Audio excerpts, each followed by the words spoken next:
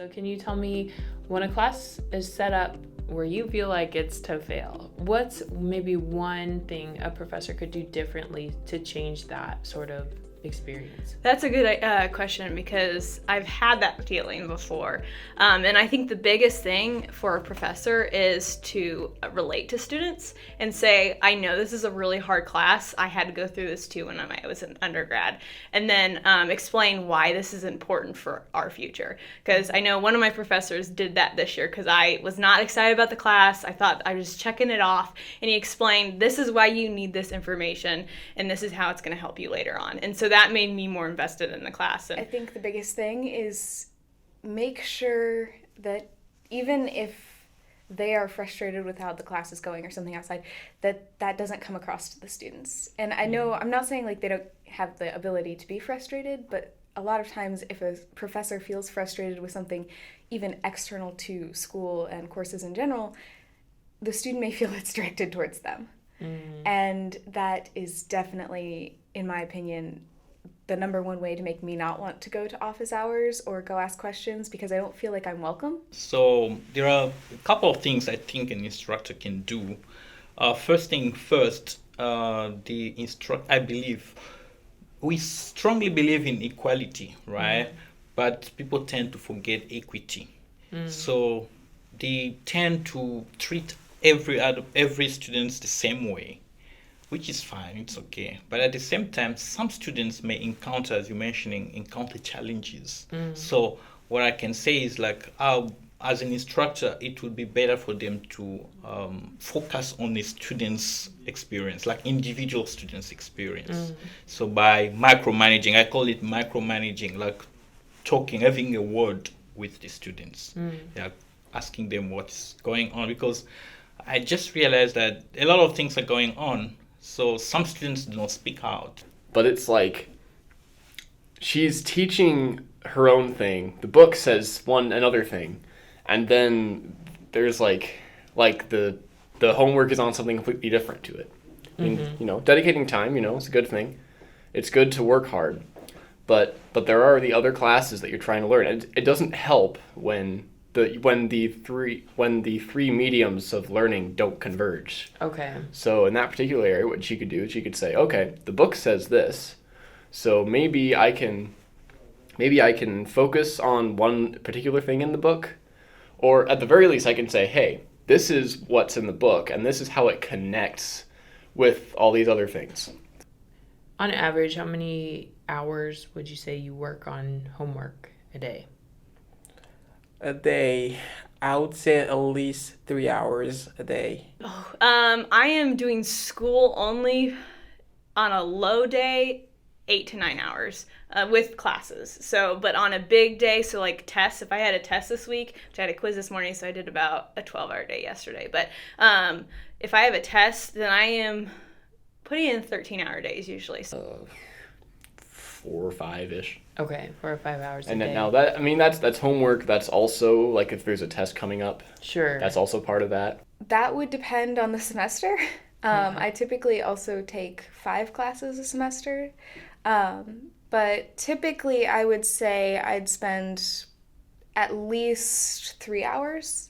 You'd usually do homework like back in your dorm, or is it like on campus? For the most part, I do homework on the dorm. I have a hard time focusing with all the distractions on campus. I know some people love it, but it's not generally for me. So I like to go back home. I have a second monitor. I can kind of pull everything up and kind of have a deep breath. It's quiet, and I can do my work. Either that or in somebody else's room studying, for example. Yeah.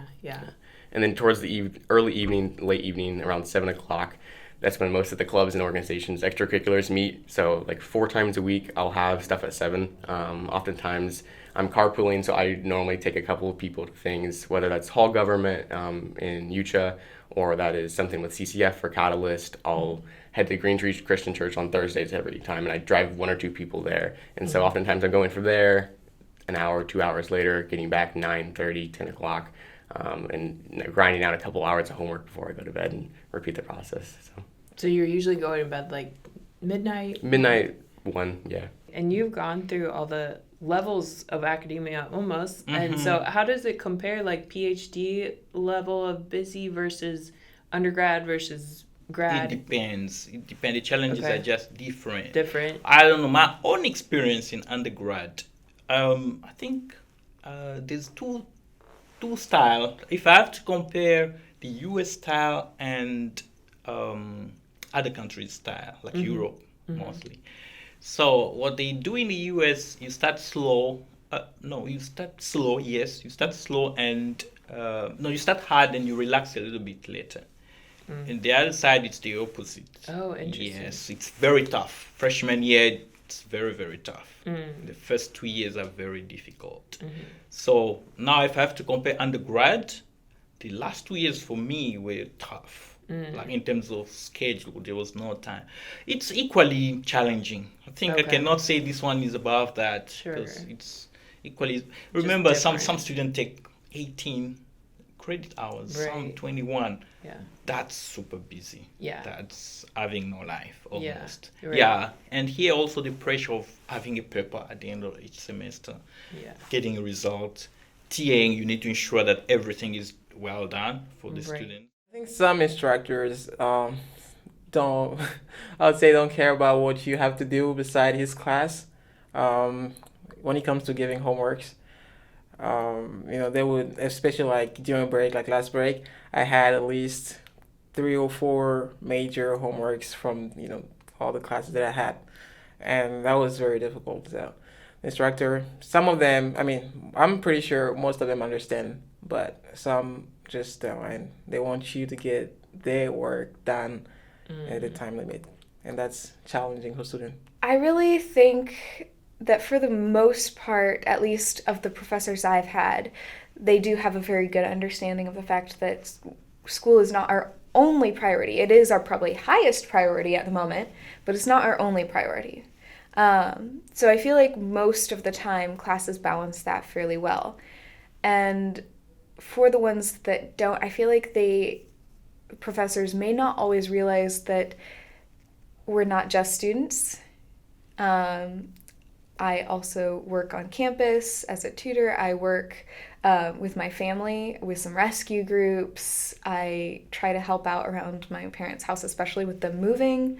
Well, I do try to balance that. If I've got a course that I feel like sometimes really overloads the course load, sometimes that can get really unbalanced, and then that makes me super stressed, which takes a toll on all of the classes.